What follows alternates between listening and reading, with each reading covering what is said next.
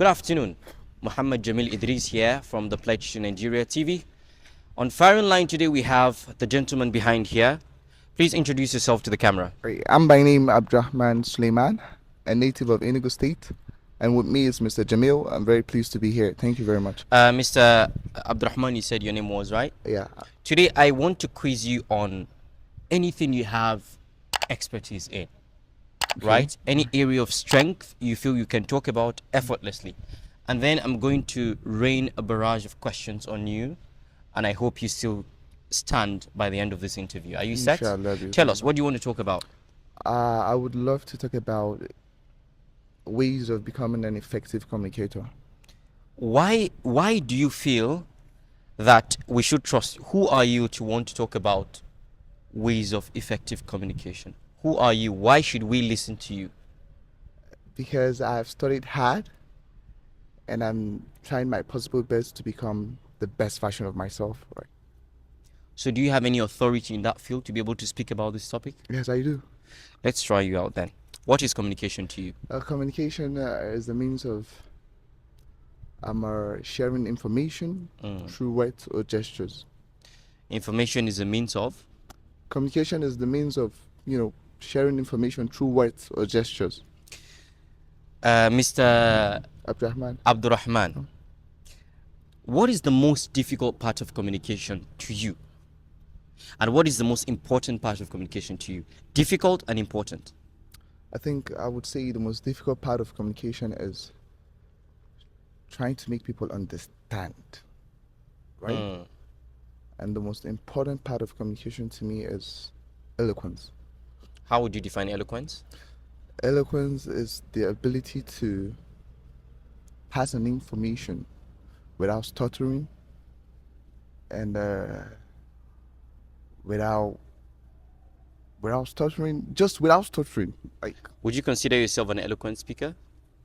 from a scale of 1 to 100, yes, So what would you give yourself from a scale of a 1 to 100? 85, Why do you have the confidence to give yourself 85? because I don't stutter.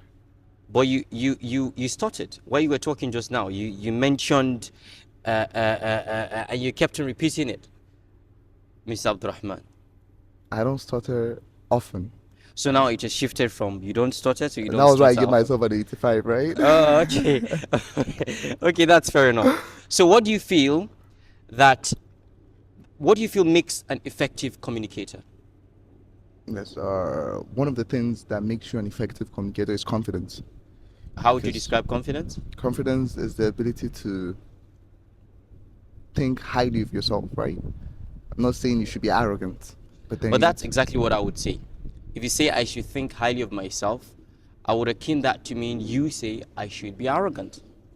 believing that you can do certain things, right? So now there's a thin line between believing that you can do certain things and actually being able to do certain things. Um, a cat, for example, believing that he's a lion is sheer stupidity. He is a cat and he should meow his way around the house. He has no business hunting our animals in the jungle. So would you still hold that belief that it's the belief that you can actually do something? Would you still hold that belief as confidence? Yes, because one of the things that makes us human is the ability to talk, Mm, right? The ability to learn new things, mm. the ability to explore. I think you're shifting the goalpost now.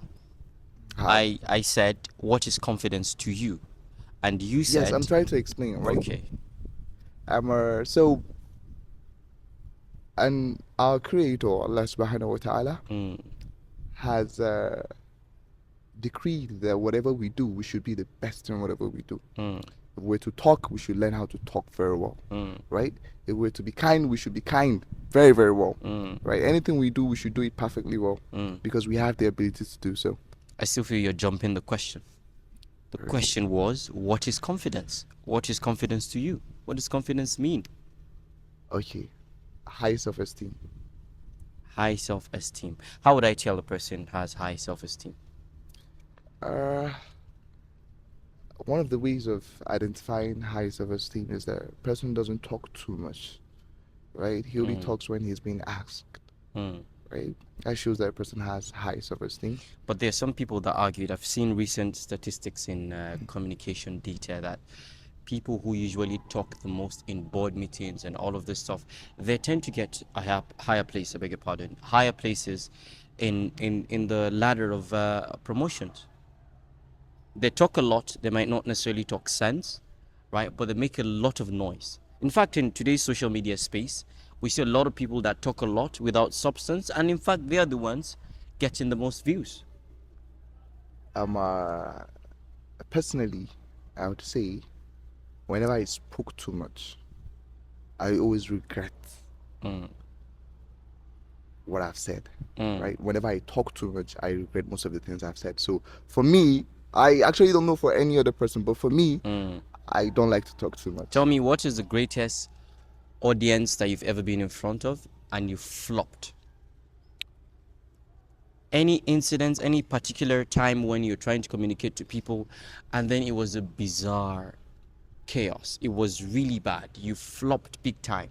And how did you get on your feet? I think must be when I was teaching my students, because I actually teach kids. So I wanted to pronounce the word uh, academic, right? So I pronounced academic. Academic. Yes. I think they call that tongue slip, right? Yeah. And what happened? Did the kids laugh or what Yeah, happened? one of my students was like, Mr. Brahman, you made a mistake. It's academic, not academic. I was Really? like, thank you very much. So what did you do to call that situation? I had to reward him by giving him a star. I had to Okay. give him 2 stars because Oh. whenever anyone does something in my class, especially my pupils, I give them stars. What do you do to motivate your pupils to learn English, to speak effectively, to communicate well? I tell them stories of people who have learned English and people who are doing well in English. Could you give me an example? I give them stories of SpongeBob, right? SpongeBob is very good in English, right? He speaks good English. And SpongeBob is not a little boy. SpongeBob is a man who has studied very hard. And as a result of that, he was able to come up with an idea, right? Making of cartoons and all that. So I usually tell them that SpongeBob is very good in English. And as a matter of fact, he lives in USA. And he actually hosts seminars and SpongeBob hosts seminars? yes, the creator of SpongeBob, right? Really? Yeah, person who invented SpongeBob. But why would you recommend American TV to kids? Well, I personally abhor American content. I would always prefer British, very British content. Why would you do that to your kids? That's what they love, right? And they knew SpongeBob before they knew me, right? I'm just a class teacher. Okay. They've been hearing about SpongeBob, right? So literally, that's what they love. So I would treat them the way they would love to be treated. Okay. It's been a pleasure having you, Mr. Abdurrahman. Thank you very much. Thank you very much for It's my comment. it's my pleasure. All right. Right.